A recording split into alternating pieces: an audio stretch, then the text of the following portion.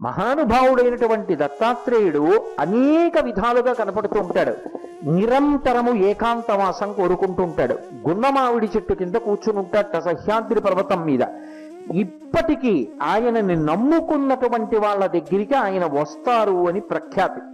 ఆయన గురించి చెప్పుకుంటుంటే సభలో ఏదో ఒక రూపంలో ప్రవేశిస్తారు అని చెప్తారు.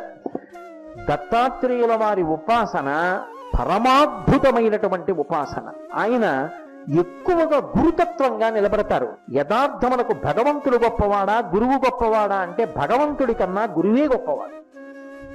ఎందుచేత అంటే గురువు జ్ఞానమిస్తాడు. మళ్ళీ ఇక పుట్టవలసిన అవసరం లేని స్థితికి గురువు పైకెత్తుతాడు.